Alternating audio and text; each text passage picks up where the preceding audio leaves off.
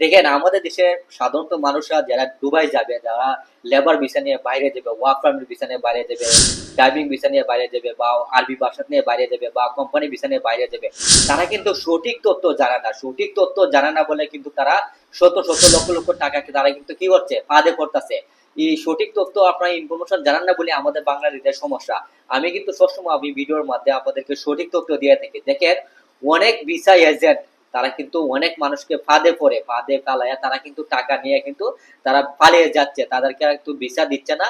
আপনারা যারা যারা এই ধরনের প্রতারণার শিকার হচ্ছেন, আমি কিন্তু আপনাদেরকে 5টি উপায়, যারা ভিসা এজেন্সির মাধ্যমে ফাঁদে না পড়ে 5টি উপায় আমি আপনাদেরকে বলে দিচ্ছি। আপনারা আগেই কিন্তু এগুলো সতর্ক হয়ে যাবেন।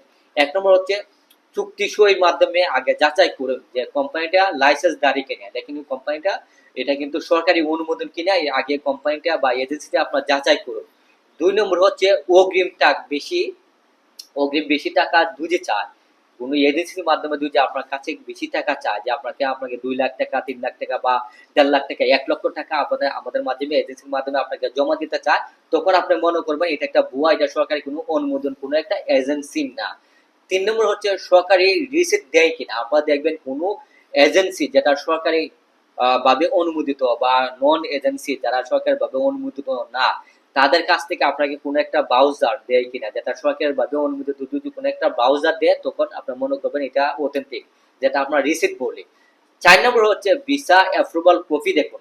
আপনার যখন ভিসা হবে তখন আপনার বলবেন যে আমাকে ভিসা অ্যাপ্রুভাল কপি দেন, আমি যাচাই করতে চাচ্ছি, আমি তথ্য নিতে চাচ্ছি, আমি কোনো এম্বাসিতে গিয়ে আমি আমার ভিসাটা সঠিক কিনা, আমি ভিসা অ্যাপ্রুভালটা আমাকে দেন, আমি যাচাই করব। 5 নম্বর হচ্ছে সব সময় পরিচিত বা অনুমোদিত এজেন্ট ব্যবহার করবেন। আপনার যদি কোনো পরিচিত এজেন্সি থাকে, পরিচিত কোনো ব্যক্তি থাকে, তাদের মাধ্যমে আপনি আবেদন করবেন, লেনদেন করবেন। দেখবেন আপনার ভিসা হওয়াটার সম্ভাবনাটা বেশি হবে, আপনার টাকা মার যাওয়ার সম্ভাবনা টোটালি 0% থাকবে। আমার ভিডিওটা যদি ভালো লেগে থাকে, ভিডিওটা লাইক কমেন্ট করে সাবস্ক্রাইব করে আমাকে সাপোর্ট দিবেন, আমি আপনাদের মধ্যে সঠিক তথ্য যাতে আরো দিতে পারি। আজকের মতো ভালো থেকেন, সুস্থ থাকেন। আসসালামু আলাইকুম।